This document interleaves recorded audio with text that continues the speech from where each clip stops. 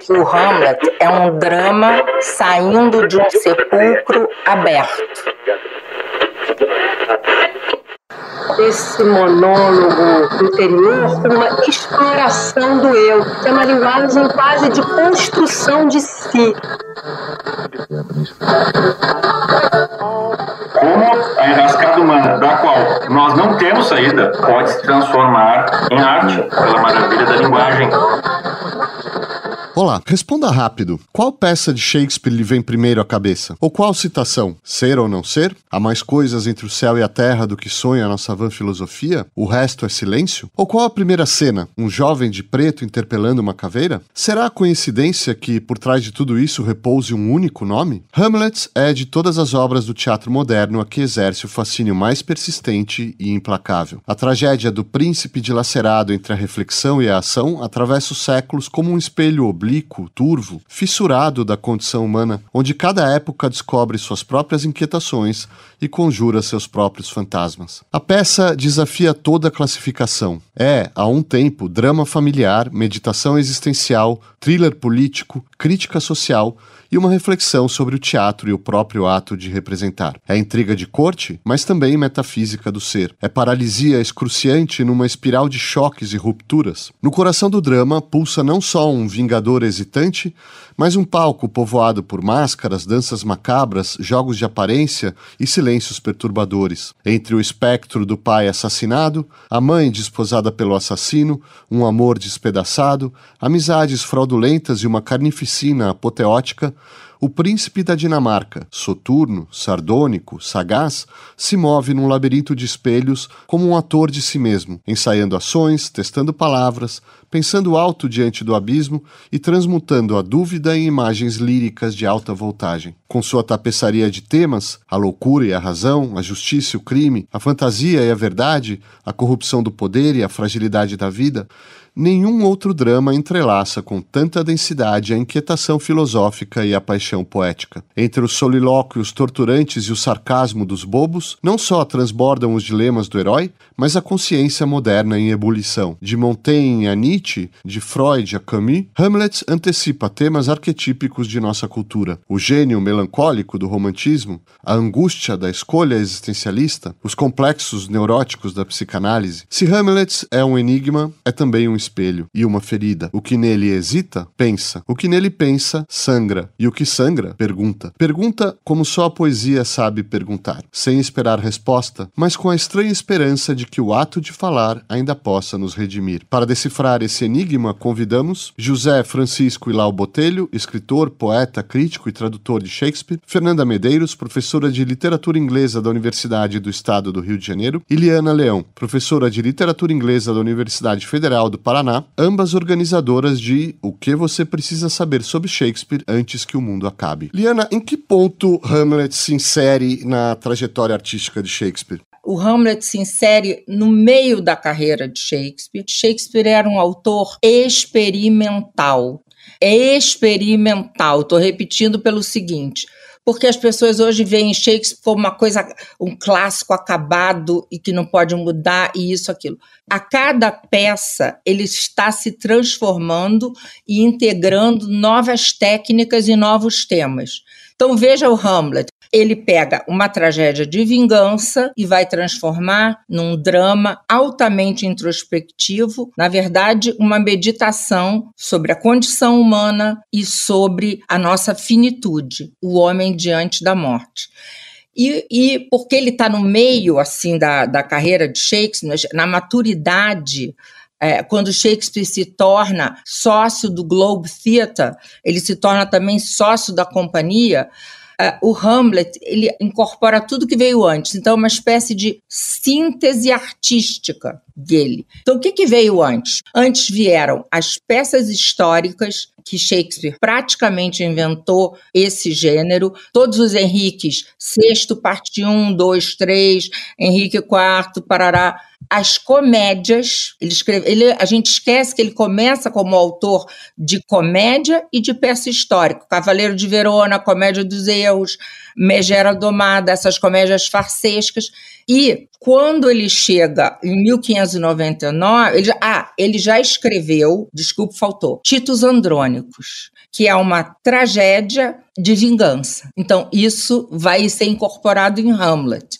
E ele já escreveu a primeira grande tragédia dele, em 95, que é o Romeu e Julieta, uma tragédia lírica. Então, quando Shakespeare chega no Hamlet, ele está num mood mais sombrio. Ele escreveu antes do Hamlet, Júlio César. Então, ele já tinha escrito comédia, ele já tinha escrito peça histórica e alguns experimentos com a tragédia. Hamlet é esse ponto de virada para o grande período trágico, e ali no Hamlet ele faz um aprofundamento psicológico, reflexões existenciais, a questão do metateatro, enfim, é a síntese artística. Fernanda, então, falando sobre esse ponto de virada e esse mood mais sombrio, o que a gente sabe sobre as inspirações, motivações do Shakespeare ao escrever essa tragédia, ao escolher esse enredo? Olha, eu acho que tem essa curiosidade política sempre. 1600, 1601 já é um reino de uma rainha Elizabeth idosa, sem herdeiros. Então,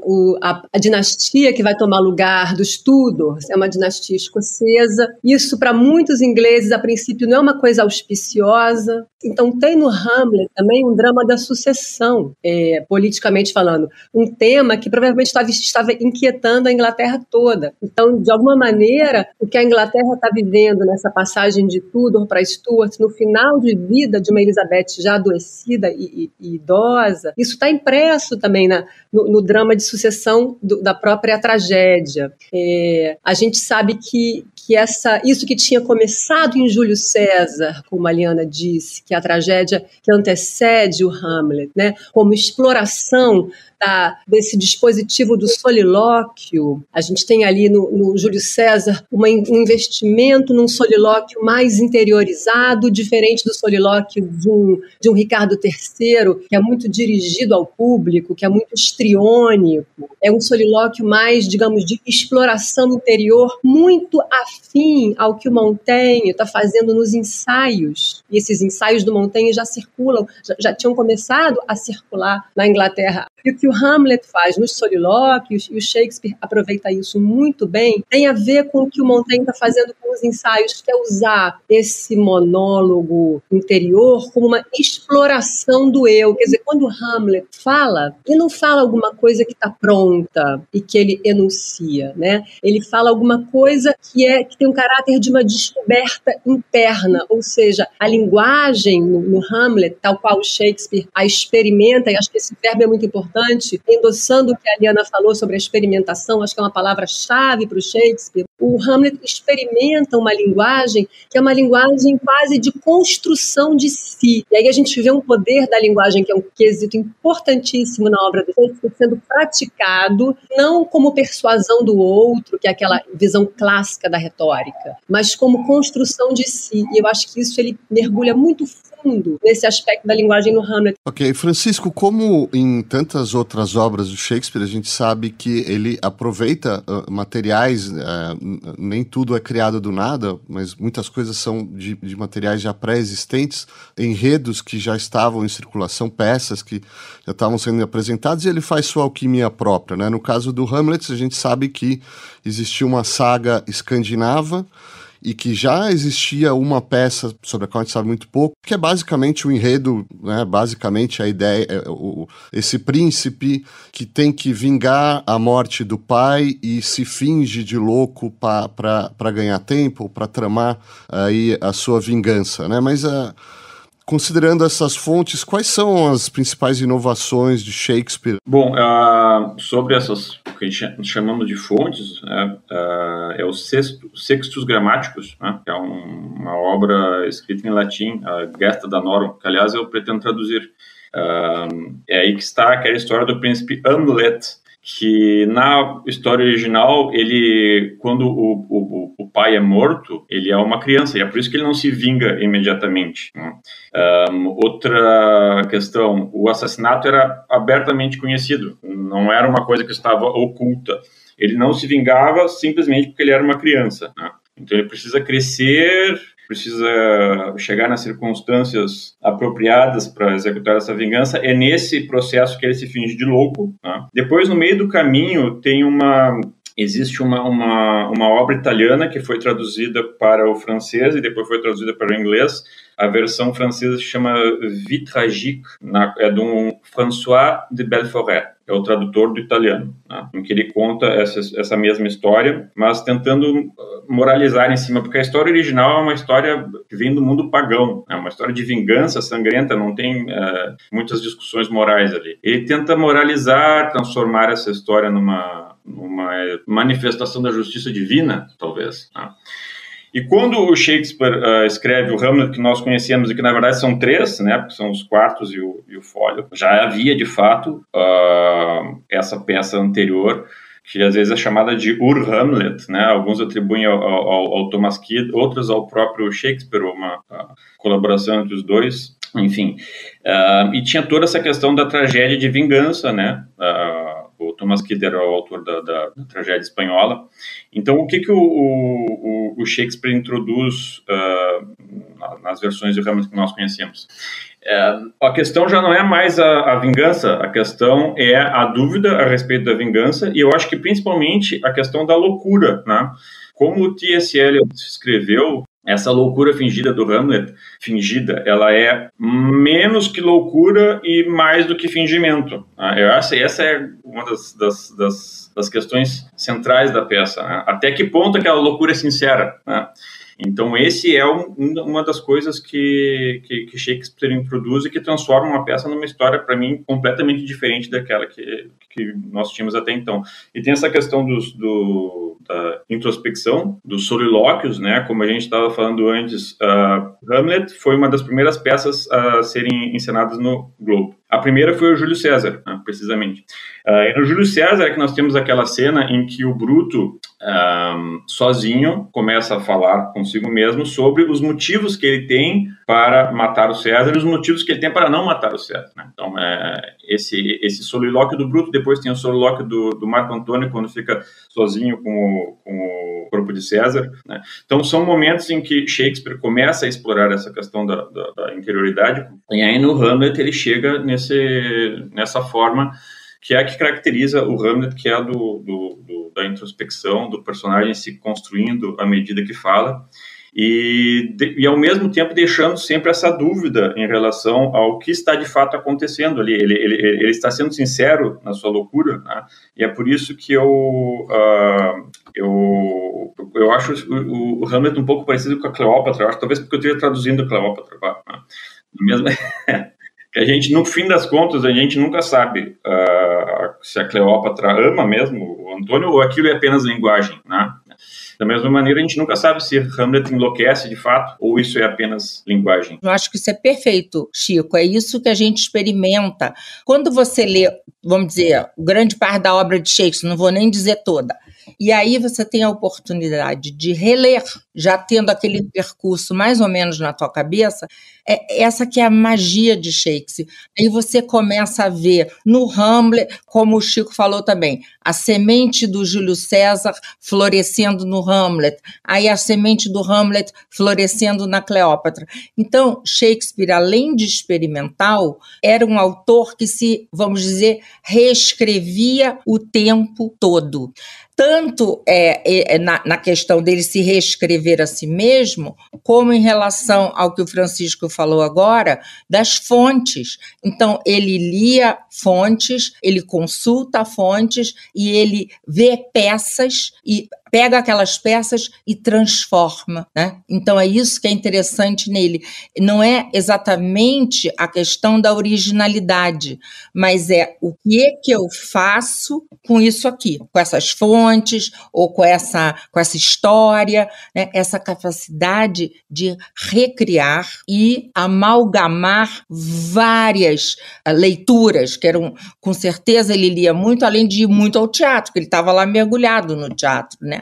Então, acho que isso é fundamental, você reler. Shakespeare não é um autor para ser lido, ele é um autor para ser relido. Ok, agora, Fernanda, esse motivo da vingança é um motivo comum ali no teatro elisabetano, mas tem uma particularidade em Hamlet, que é essa questão da hesitação. Ele fala o tempo todo sobre isso, né?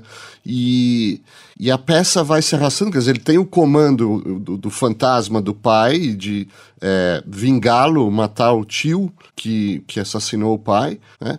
Mas ele se perde o tempo todo entre a ação, o pensamento e a ação.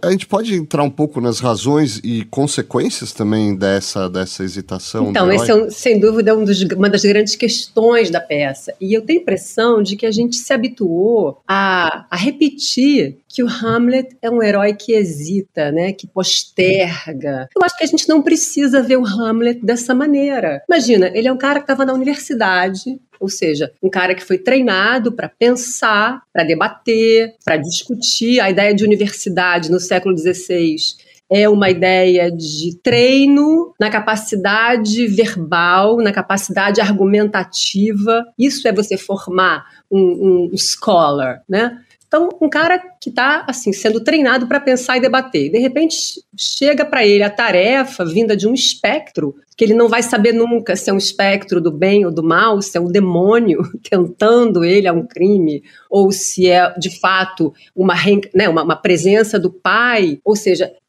para quem tem o hábito da dúvida e da indagação, um fantasma é uma figura muito perigosa, porque o fantasma vai suscitar justamente para o que você é treinado. Então, acho que o Hamlet se relaciona com esse fantasma como alguém que foi treinado a pensar. E esse fantasma o instiga a nada menos que cometer um crime, que é o crime mais hediondo de regicídio. Embora ele deteste o tio, acho que o Hamlet tenta isolar esse sentimento pessoal do cara que foi casar com a mãe dele muito rápido e de uma pessoa de quem ele não gosta. Ele tenta isolar isso das tarefas dele como cidadão, como dinamarquês, né, como uma pessoa ética, a princípio, porque o Hamlet também é muita coisa. Então, eu acho que a gente não precisa ver o Hamlet como uma pessoa que hesita. Eu acho que é um cara que está em busca de certezas, por mais que os métodos dele não sejam os mais ortodoxos, não é? Porque onde ele vai buscar certeza justamente é no teatro, através da peça, dentro da peça, uma peça, inclusive,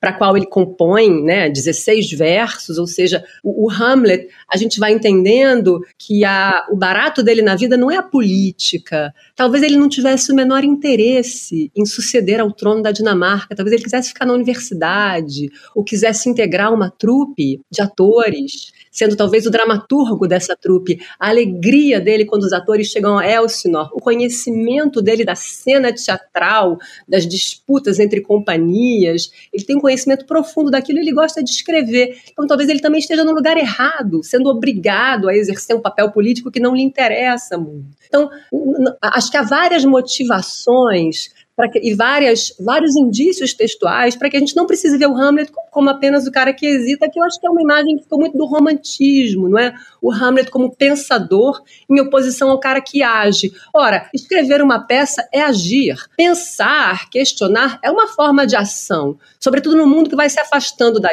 Idade Média e se transformando no mundo moderno, que privilegia a linguagem, que privilegia o pensamento, a política no sentido mais amplo de articulações, não a política como oposição à guerra, né? Então, eu acho que essa dúvida do Hamlet, ela tem que ser muito qualificada. Acho que é uma dúvida ética, acho que porque matar um rei é muito, né? É um ato muito radical, precisa estar justificado, ele quer provas, ele quer evidências, para além do ódio dele ao tio. Eu acho que ele pensa e o que não exclui também toda a questão edípica que a psicanálise trabalhou muito bem. Acho que é uma outra vertente para entender o Hamlet, sabe? Está amarrado ali a questões afetivas e isso interfere na ação dele. Mas eu acho que eu substituiria a ideia de hesitação. Acho que ele está tentando tomar a atitude correta, não é? Uhum. Mas eu posso acrescentar uma coisa? Claro. É o seguinte, mas eu acho que a Fernanda falou muito bem, mas eu acho que a tua pergunta, Marcela, é importante marcar que é toda uma tradição, tanto no cinema quanto na interpretação do Hamlet, que vai enfatizar essa demora em agir e a questão da hesitação. Mas é que tem uma questão que, inclusive, ele fala muito sobre isso. Ele se recrimina.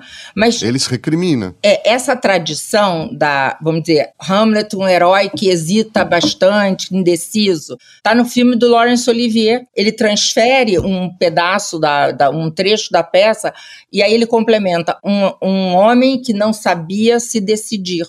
E esse filme marcou muito o imaginário e a concepção que as pessoas têm do Hamlet. O Goethe é que vai começar com essa história do príncipe sensível, assolado pelo peso de executar uma vingança, mas os ingleses também, como Coleridge, vão falar que o Hamlet é uma tragédia de pensamento e que ele termina por não agir. O Freud e o Ernest Jones vão pegar a ideia de que ele estava preso a fantasias sexuais em relação à mãe, mas a gente vê que o Hamlet está apaixonado pela Ofélia, né? Que coisa estranha. Então, para mim, essa indecisão do Hamlet, que a gente está lá indeciso, sim, é que a peça e ele é um homem dividido entre dois tempos. Ele vai herdar o ethos marcial da cavalaria medieval, mas o seu mundo, como a Fernanda apontou, é outro mundo, é um mundo moderno. Para ele, vingança não é o maior valor. O mundo dele não é mais um mundo teocêntrico medieval, mas é um mundo híbrido, renascentista, fértil, múltiplo, o mundo do humanismo cristão e da reforma. Um mundo em que agora a lei está na mão do Estado. O indivíduo não pode fazer justiça com as próprias mãos, né? Então, um mundo em que está a interseção de vários valores medievais, cristãos e reformistas, e que, enfim, o Hamlet está falando de quê? Livre-arbítrio, destino, providência divina, é muita coisa. Ele tem que pensar bem se esse fantasma falou a verdade ou se é um demônio. Francisco, essa ação, seja a inação dele, começa a ter consequências, porque você falou, por exemplo, da loucura, até que ponto é fingida, até que ponto ele mesmo, a capacidade mental dele está se deteriorando ao longo da peça. Mas o fato é que em algum momento ele, e também é curioso a ideia da inação, porque ele é impulsivo ali, numa discussão com a mãe, acaba matando o Polônios, que é uma figura ali, né, o cortesão ali, o conselheiro do rei, que estava escondido atrás de uma cortina. Ele mata essa figura pensando que estaria matando o assassino do pai, o marido da mãe. Mas tanto essa loucura dele quanto o assassinato do Polônios vão levar a consequências trágicas para essa figura que foi citada aqui, a Ofélia, que era a namorada, a noiva dele, digamos assim, que sim, de fato, essa inequivocamente vai enlouquecer e vai morrer se suicidando ou morrendo pela sua loucura, de todo modo. A gente tem o que eu tô querendo chegar aqui ao ponto de uma loucura farsesca, ou até que ponto é farsesca, também é ambíguo isso, mas uma loucura que é inequívoca e que é bastante real, né? Como que você vê isso, essa articulação? Porque essa é uma questão entre aparência e realidade que aparece o tempo todo na peça e aparece nesse tema da loucura primeiro também, só né? Voltar um pouco ali, porque tem a ver com o que tu perguntasse agora, a questão da dúvida de que elas estavam falando, sempre me chamou a atenção que, na verdade, se a gente parar para pensar, essa dúvida do Hamlet, ela é muito razoável. Né? Um fantasma aparece para ti. Esse fantasma, inclusive, ele tem... o fantasma, ele é uma figura que ele aparece nas tragédias de vingança. Né? O próprio Shakespeare já tinha usado a figura do fantasma, por exemplo, no Júlio César. Mesmo, né? O Júlio César aparece pro Brutus antes da batalha. Mas esse fantasma do velho Hamlet, ele tem algumas características infernais, né? Já no próprio discurso dele, ele descreve que ele vai ter que voltar pro inferno ou purgatório, né? Não fica muito claro, mas enfim, fica essa impressão. Ele conhece muito bem, né? Ele conhece muito bem esse mundo demoníaco. Será que ele não é um demônio, como eles disseram? E é uma dúvida perfeitamente razoável, tipo, aparece um fantasma dentro daquele universo mental, metafísico, no qual Hamlet existe. Essas dúvidas são dúvidas razoáveis. Então, ele resolve fazer todo aquele plano para conseguir a comprovação por meio da peça dentro da peça, porque ele não confia totalmente nesse fantasma. Quer dizer, ele faz só para o nosso ouvinte, ele faz uma peça que representa ali exatamente uma morte, como foi a do detalhe do pai dele, uma traição.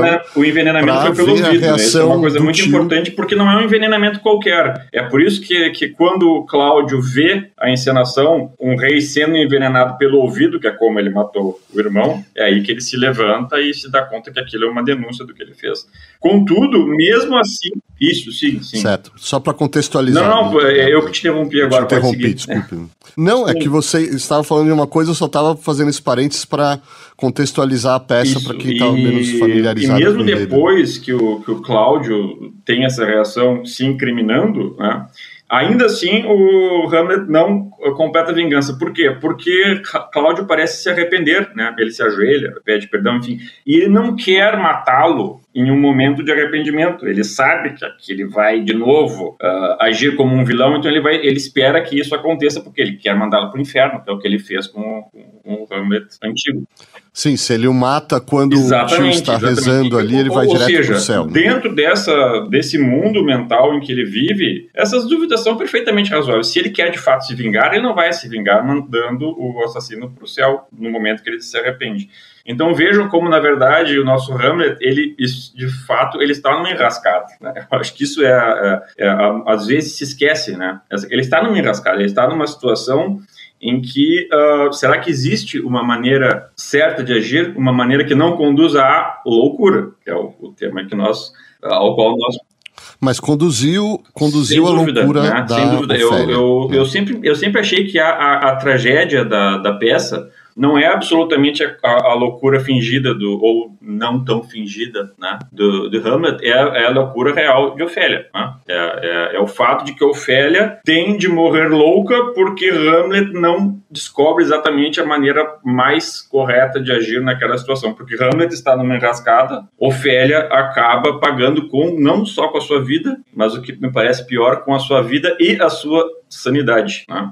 Então, a loucura e esse destino final da Ofélia vem da enrascada na qual Hamlet está preso, que é uma enrascada, como foi dito aqui, não é só familiar, freudiana, política, mas metafísica também. Tá? Esse é um aspecto que eu acho interessante também de falar, que é uma enrascada metafísica. Né? Ele está preso entre fantasma, inferno, céu, purgatório, para tentar escapar desse labirinto, que é um labirinto físico-metafísico. Ele tenta escapar por meio de uma loucura que pode ser fingida ou não, e essa loucura fingida ou não acaba desencadeando a loucura real da Ofélia, que é a grande vítima dessa tragédia. E não só a loucura real da Ofélia, porque a coisa se complica, porque tem uma duplicata da própria tragédia dele, no sentido de que ele está vingando a morte, tentando vingar a morte do pai, e nisso mata o pai da Ofélia, que era o pai também de um outro estudante, o Laertes, né? Que agora tem que ele vingar a morte do pai, né? Então, vão se criando essas situações em torno, né? E como vocês veem isso, Fernanda, Liana? Desculpa, essa figura da duplicação, claro, que você falou, Marcelo, que é uma palavra muito importante também no Hamlet. A Emma Smith, que é uma super shakespeariana, ela lembra a nós, num artigo dela sobre Hamlet, que é o Shakespeare que coloca o nome do rei igual ao nome do filho. Na lenda dinamarquesa, lá do Saxo Gramáticos, os nomes não são os mesmos. O pai tem um nome e o Amleto, o príncipe, enfim, não é o Júnior. E o Shakespeare repete o nome, né? É o velho Hamlet e o príncipe Hamlet. Ou seja, a partir desde o título, essa ideia dos duplos, do que parece ser igual, mas não é, do que parece ser idêntico, mas não é, já está colocada, como se Shakespeare estivesse, de fato, fazendo um certo jogo de espelhos. Aí a gente vê os vários filhos que ficam órfãos de pai e têm que vingar. O Laertes e o Polônio, o Fortinbras e o velho Fortinbras, o Pirro, filho de Aquiles, que Sim. o Hamlet menciona, que ele pede para o ator falar aquele monólogo, quando os atores chegam a Elsinore. E o próprio Hamlet na sua relação com a possível vingança, ou seja, essas figuras especulares, essas duplicações, elas ocupam a peça toda. E eu acho que o Shakespeare está brincando aí, de certa forma, com a própria ideia da vingança. Quer dizer, quando ele pega uma tragédia de vingança e ele problematiza o próprio ato da vingança, que é o que ele está fazendo no Hamlet, me parece, né?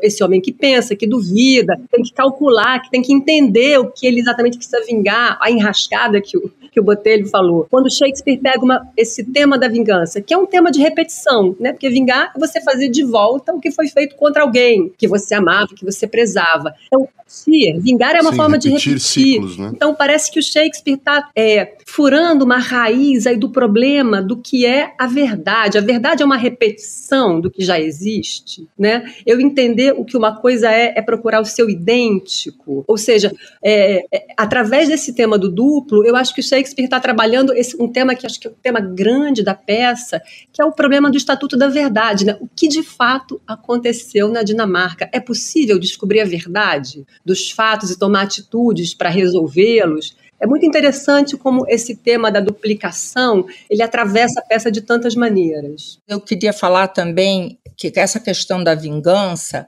quando o fantasma volta, que a gente não sabe se é um fantasma honesto ou desonesto, é um demônio ou é um fantasma realmente do pai do Hamlet. Ele só vai saber isso depois da peça, dentro da peça, quando ele observar a reação do Claudius. Mas eu só queria lembrar que esse espectro pede que Hamlet vingue o assassinato e ele diz o seguinte: não permita que o real leito da Dinamarca seja a guarida de incesto e luxúria. Portanto, é um comando político de um rei para um príncipe que deveria ter dado a coroa. Então, o crime compromete a ordem do país. O país houve o assassinato, o trono foi usurpado e, pelas concepções da época, esse casamento do rei Claudius com a cunhada é incestuoso. Assim que o Hamlet escuta o que o fantasma diz, ele jura que vai com asas rápidas voar para a vingança. Mas ele não faz, por azar dos outros personagens que vão morrer, porque essa demora, que é totalmente explicável, a demora do Hamlet, mas é só no final da peça, depois de 4 horas e 4.000 linhas, é que o Hamlet executa a vingança, matando o tio, e aí ele mata 2 vezes. Ele faz o tio beber do cálice envenenado e ele fere o tio com a espada pela qual ele e o Laertes morreram, né? Então eu acho assim, o Hamlet é uma peça sobre perguntas. O modus operandi do Hamlet é o interrogativo. A peça se abre com uma pergunta: Who's there? Quem está aí? Quem é esse fantasma? Isso é uma pergunta, né? Qual a identidade do fantasma? Onde ele está entre o mundo dos vivos e dos mortos? E o Hamlet vai se indagar: quem sou eu nesse mundo? E, pelos solilóquios, quem somos nós? A passagem mais linda que eu acho do Hamlet é quando ele diz assim: o que é um homem se seu grande bem é dormir e comer?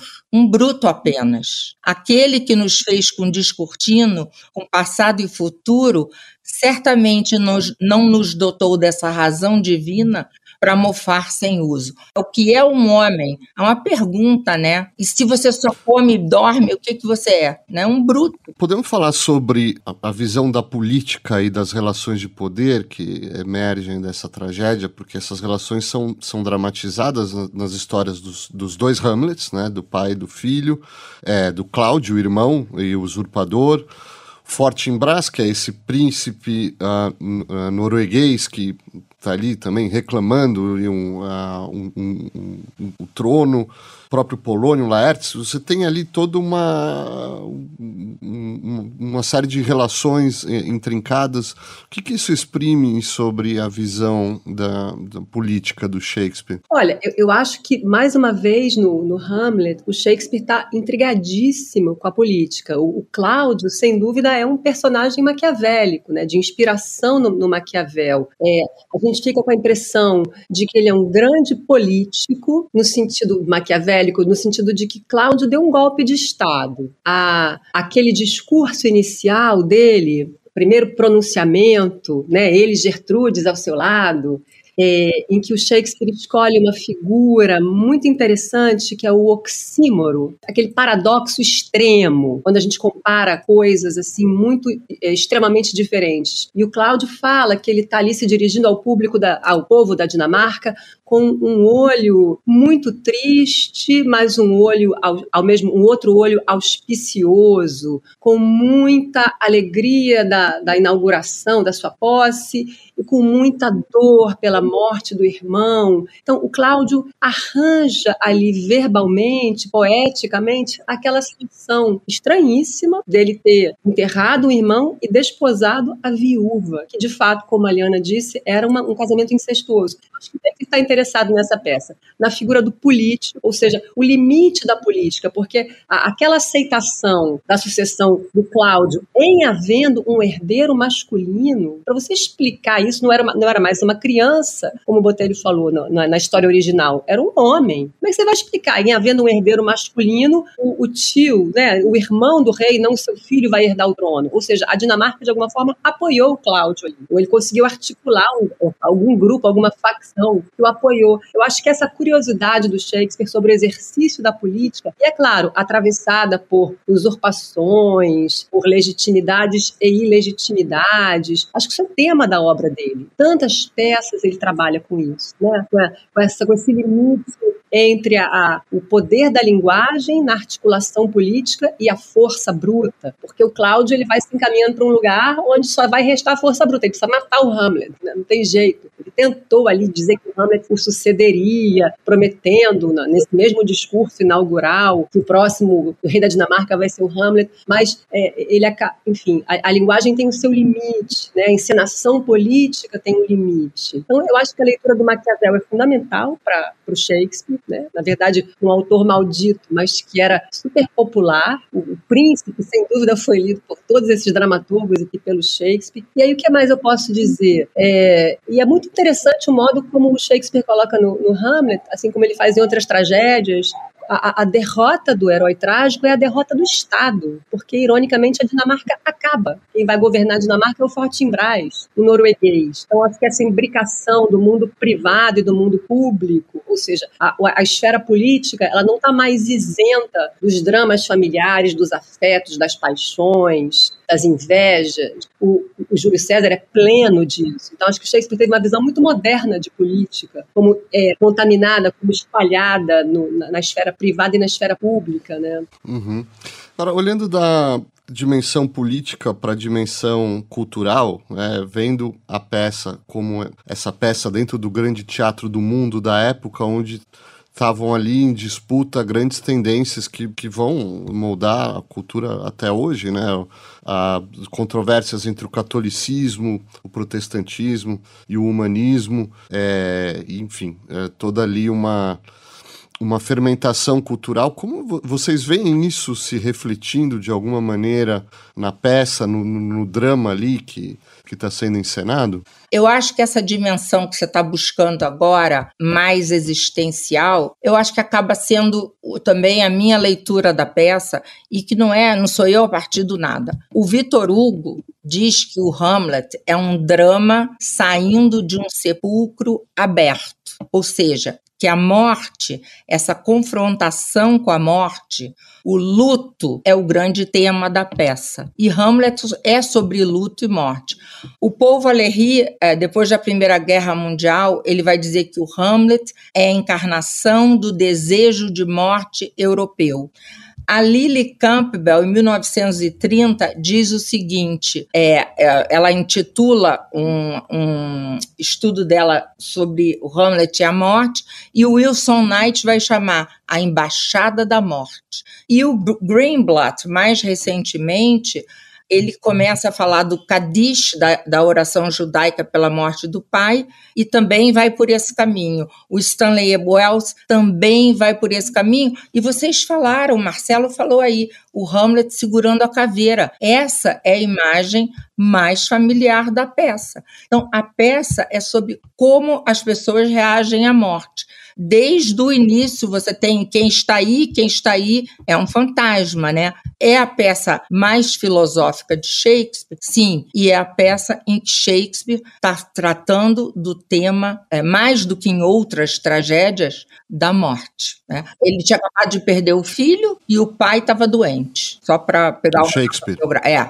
Sim, exatamente. E Francisco, então de fato, a mortalidade ali aparece especialmente nos solilóquios de Hamlet.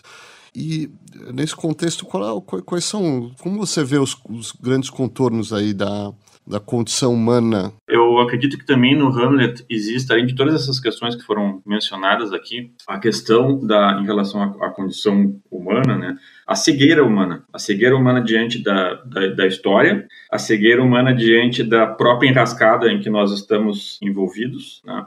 A cegueira humana a respeito do caminho certo a seguir, que o Hamlet também é sobre isso. E se nós pegarmos essas duas peças, o Júlio César e o Hamlet, nós vamos ver que também as duas falam sobre esse mesmo tema, né? No Júlio César, Bruto acredita, ele tem esses momentos de introspecção em que ele tenta chegar a uma conclusão sobre qual é a forma correta de agir, sem saber que, na verdade, ele está destruindo a República Romana. É o que acontece. A República vai ser destruída porque ele age da maneira correta, segundo a conclusão a qual ele chegou. Da mesma forma, o Hamlet acaba destruindo o reino da Dinamarca, apesar de todas as suas tentativas de agir da maneira mais razoável, da maneira mais ponderada possível. Então, ele leva a morte da Ofélia. E voltando um pouco para a questão aquela do espelhamento, também vocês podem notar como o Laertes, quando ele vai se vingar, ele também provoca consequências terríveis.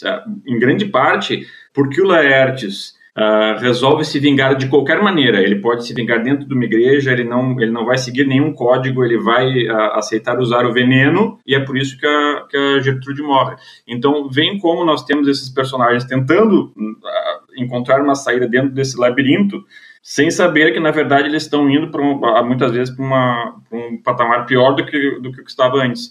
Então, essa cegueira humana que é o tema da tragédia grega também, né? Foi bom você falar da tragédia grega, porque eu queria propor um exercício especulativo para vocês, admitindo-se a teoria do Aristóteles de que as tragédias provocam uma espécie de catarsis ou purificação da alma pela experiência do espectador de pavor e compaixão com a tragédia do herói, né? Que tipo de purificação, né, Shakespeare talvez estivesse buscando conscientemente ou inconscientemente, mas que tipo de catarsis vocês veem essa peça provocar eu tenho uma opinião no espectador? Eu tenho uma opinião meio controversa sobre isso, Marcelo, que é o seguinte: eu acho que a tragédia shakespeariana é uma tragédia sem catarse. Acho que a tragédia moderna tem uma outra perspectiva. O Hamlet é uma tragédia das perguntas, né? O modus operandi, como disse a Liana, do Hamlet é propor problemas, e esses problemas vão se acumulando, sabe? Isso a gente vê em várias peças do Shakespeare. O Shakespeare gostava desse modo do debate, ele era afeito a essa prática da disputácio, e ele imprimiu isso nas peças. Então, eu acho que uma obra que tem como um dos seus princípios esse princípio de propor debates, de explorar os contraditórios, explorar os paradoxos, mergulhar fundo nesse problema da perda da ideia de verdade. Acho que em todas as peças do Shakespeare a gente vai vai se confrontar com isso, né? Qual é o estatuto agora na modernidade dessa verdade última, única, dogmática? Isso está se perdendo. Eu acho que essa noção de catarse grega, clássica, ela se modula também. Eu acho que o espectador do teatro shakespeariano, talvez elizabetano de um modo geral, ele é colocado no lugar de juiz, de alguém que vai assistir ali em cena a um grande debate e vai tomar posição ou não, né? Mas vai ser convidado a tomar ele próprio uma posição, especulando, refletindo, pensando, sabe? Acho que tudo que parece apaziguado no final das tragédias, primeiro que é apaziguado de forma muito violenta e não promete redenção, né? Quando o Macbeth é morto, na tragédia de Macbeth, você tem lá o rei, o filho do Duncan sucedendo, tomando o trono, você não tem a sensação de que aquilo ali daqui a pouco não vai se transformar numa outra guerra civil porque o irmão vai querer roubar o trono do irmão. Ou seja, o Shakespeare consegue não nos apaziguar. Então eu tenho essa impressão de que a gente tem outra perspectiva de catarse, é uma outra reação, sabe, final que as peças produzem. Eu acho que realmente não é a catarse, não. É uma outra coisa. Eu acho que o efeito, pelo menos que eu experimento, né, com Macbeth, Hamlet, Júlio César, é a maneira como contemplar a maneira como essa enrascada humana, né, que esse é o tema, a grande enrascada humana, né, como a enrascada humana, da qual nós não temos saída, né, ela pode se transformar em arte pela maravilha da linguagem. Né? Esse mergulho, para mim, é o que substitui a catarse grega. Né? É um efeito diferente. Tá? E pensando nisso, de se transformar em arte, acho que a gente pode dedicar aqui os nossos minutos finais para ver as reverberações dessa peça, as releituras, as influências exercidas por Hamlet, seja no teatro, na literatura, nas artes em gerais, na cultura, né? Recentemente, a gente teve um livro que dialoga muito com Hamlet, que é de uma autora inglesa que ela escreveu sobre a biografia de Shakespeare, a morte do filho de Shakespeare, Hamlet. Fez muito sucesso e foi, inclusive, para o teatro. O filho dele se chamava Hamlet. Né? Tem esse livro recente, agora tem a peça maravilhosa do Tom Stoppard, Rosencrantz e Guildenstern estão mortos, que é uma espécie de Stoppard. Rosencrantz e Guildenstern, para contextualizar, são os amigos que são empregados ali pelo Cláudio justamente para conduzi-lo ou para extrair a verdade por trás dele e depois para conduzi-lo à própria morte, né? Quer dizer, são amigos traiçoeiros ali. Mas, sinceramente, eu acho, ver os filmes, por exemplo, né? Dar uma dica aqui para o pessoal. Eu acho assim que ver um dos filmes, eu não começaria pelo filme do Olivier, e vou dizer outra coisa, o filme do Mel Gibson não é tão ruim quanto as pessoas falam. Concordo. Concordo plenamente. Concordo. O filme, muito eu bom. Gosto do filme do Kenneth Branagh, que é 4h30, a versão completa, porque eu queria ver o texto completo uma vez inteiro. Só que você tem que ver com muita pipoca para os intervalos.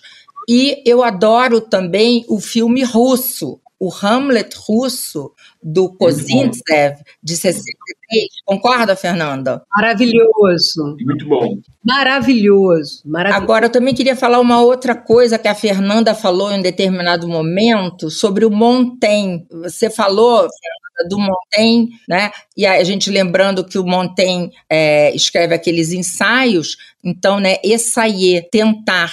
E o Hamlet e o Shakespeare, exatamente, eu acho que a peça Hamlet e as peças de Shakespeare, a Fernanda também tocou nisso, é um pensar em movimento. Você não tem, no Hamlet, você não tem que entender os solilóquios como ideias fixas e prontas. Ele está pensando com a gente. Quer ver um exemplo? Lá no começo ele diz assim, meu pai morreu não tem nem 2 meses, só que a gente sabe que tem mais de 2 meses. Aí depois ele se corrige e diz assim, só tem 1 mês que ele morreu. Quer dizer, o Hamlet, o Shakespeare bota em cena o pensamento vivo e as palavras do Hamlet, que chegam tão vivas para nós, é porque elas expressam a perplexidade do Hamlet e nossa, diante do mundo, diante das pessoas. e a perplexidade diante da morte, o que fazer com a morte. O Hamlet foi um texto muito importante para mim durante a pandemia, né? O Hamlet reflete sobre tudo, ele observa o mundo, ele vai dizer, o mundo é um jardim abandonado, em que só o que é mal brota e domina. Depois ele vai dizer, o mundo é uma pestilenta e repulsiva congregação de vapores. Então, vejam quanto a gente vai tirando desse Hamlet, né? Então, essas questões são as nossas. Exato. Esse é um ponto interessante, porque, sem dúvida nenhuma, o personagem ficou arquetípico para a nossa cultura, né? Seja lá por quais razões, e o fato de que tenham muitas razões é interessante também, mas ele é uma figura que fala de algo muito profundo para nós, né? Do que é, por que ele assume esse papel, Francisco? Eu tenho uma história que talvez vocês conheçam essa história, eu acho essa história maravilhosa, para pensarmos sobre a imensidão do Hamlet, né, no mundo. Vocês lembram do filme Ivan o Terrível, do Eisenstein? Ele é dividido em 2 partes, né? Ele seria dividido em 3 partes, né? Então, na primeira parte é quando o Ivan o Terrível toma o poder, e a segunda parte ele já se tornou o terrível, né? E aí ele começa a questionar a sua própria terribilidade, né? Começa a ter remorsos, começa a pensar em quantas pessoas ele matou. E aí acontece uma coisa muito interessante, que é o seguinte, o Stalin gostou muito do primeiro, e aí o filme foi lançado. Mas quando o filme foi projetado no Kremlin para o Stalin, ele chamou o Eisenstein. E já pela forma como ele chamou o Eisenstein, já começou a ficar meio com medo, parece que chegou até meio tremendo no escritório do Stalin. E o Stalin disse, não, esse filme aqui não dá, porque ele não é o Ivan o Terrível, ele é Hamlet. Você fez um filme sobre Hamlet. Esse filme não pode ser lançado. Não foi lançado, né, de fato. Ele ficou muito tempo sumido e o terceiro não foi feito. Então, e o motivo? Porque ele tinha feito um filme sobre Hamlet, não sobre o Ivan o Terrível. Eu só queria falar rapidinho, só para a gente não deixar a Ofélia muito de fora. Marcelo tentou trazer a Ofélia, mas a gente não conseguiu falar muito da Ofélia, ela sempre fica meio de fora. A Ofélia é muito importante também na sobrevida da peça Hamlet. Se a gente olhar para toda a arte pictórica lá do século XIX, as pinturas de Ofélia morta, né, elas foram reproduzidas assim, as dezenas na Inglaterra. O Rimbaud fez um poema incrível sobre a morte de Ofélia. Então, a gente tem... Sim, porque se você me permite uma parte, mas assim, numa peça em que ninguém é inocente, talvez ela seja a única figura dentro da tragédia que de fato pareça, ao menos aos nossos olhos, inocente. Né? Você tem razão, ela tem uma trajetória de personagem muito, muito impressionante, porque ela começa de uma menina muito ingênua ali, obediente, ela fala, tá bom, eu vou obedecer. Ela diz, eu não sei o que pensar, meu pai, quando o pai fala com ela. E ela tem um arco, né, enorme, ela chega e ela enlouquece de fato no final. E ela enlouquece de uma maneira, como disse Francisco, né, muito estética. Ela canta, ela cita fragmentos de provérbios, ela traz flores, ou seja, ela figura aquela experiência subjetiva para ela que é nova de ser alguma coisa, porque ela não era nada, vamos combinar. Ela era manipulada pelo pai, pelo irmão, em alguma medida pelo Hamlet. Ela se torna alguma coisa que ainda não tem forma. E a forma que ela tem é uma forma muito artística, sabe? Um projeto ali de mulher que não chegou a vingar. E é incrível como a arte revisitou a Ofélia, a poesia revisitou a Ofélia. Tem agora um filme recente sobre a Ofélia, contando a história da perspectiva dela. Então, eu acho que tanto quanto Hamlet, ela é um personagem que assombrou a nossa cultura por vários motivos. A Ana Martins Marques, que é uma poeta mineira, tem um poema lindo chamado Ofélia Aprende a Nadar, num livro de 2021, que ela resgata a Ofélia da lama, porque a Ofélia morreu na lama. A gente esquece disso, independente se ela se matou ou não. O Shakespeare coloca ela assim numa muddy death, a morte é lamacenta. Então é mais terrível ainda. Sim, Liana? Se o ouvinte aqui estiver dizendo, mas cada um fala uma coisa. Primeiro que eu acho que a gente até está concordando muito, porque o Hamlet é essa peça que já acomodou as interpretações mais diversas e até leituras que se contrapõem. Então, eu acho que a chave para você entender o Hamlet, além de ser um modo de pergunta, um modus operandi da peça, é a pergunta, é a questão, né? The question, to be or not to be, ser ou não ser. Você vai ver que começa com who's there, quem tá aí, e aí vai e quando ele vai dizer sobre a morte, ele diz o seguinte pra gente: morreu, ele diz assim, the rest is silence. E não fala, né? Enfim, ele pergunta, mas não responde. Mas na peça tem um determinado momento que o Polônios, o pai da Ofélia, está recebendo os atores, aí ele diz assim, são os melhores atores do mundo, tanto para tragédia como para comédia, peça histórica, pastoral, a trágico-histórica, ou poema ilimitado. Então, o Harold Bloom vai dizer isso também. Hamlet é um poema ilimitado. Ele se volta para o mundo, mas ele se volta também para os recessos do ser. Ele se volta para a política, mas ele se volta também para o luto e para a morte, né? É uma consciência infinita que você vê ali sobre o mundo e sobre si mesmo. Se vocês quiserem eventualmente falar sobre algo que ficou pelo meio do caminho, ou ainda sobre as repercussões, reverberações de Hamlet na nossa cultura, ou eventualmente o que esperar, né, desse drama para o futuro, novas releituras aí. Uma rodada final aqui, Francisco. Eu só queria concordar de novo com o que foi dito sobre o filme do Franco Zeffirelli. Eu quero fazer uma indicação desse filme. Esse é um bom filme, e um dos motivos pelos quais eu não vou falar de todos, mas um dos motivos é por causa da Ofélia nesse filme, que eu acho que ela está muito bem. Se não me engano, é Helena Bonham Carter, e tem um momento ali de rebelião da Ofélia. Claro, a gente sabe que o texto é uma coisa, mas aí a encenação ela pode mudar um pouco o tom da história. Então tem um momento de rebelião da Ofélia contra Hamlet nesse filme. Então eu recomendo muito que, se alguém quiser ver um primeiro filme sobre adaptando a peça Hamlet, eu na verdade recomendo esse. Os outros, o do Kenneth Branagh, realmente você precisa de muito tempo, aí muita pipoca, como ela falou, para assistir, mas também eu acho que deve ser visto depois. E na verdade o meu Hamlet favorito, o Hamlet, é o que aparece no filme Rosencrantz e Guildenstern, que é o Ian Glenn, se não me engano. Fernanda?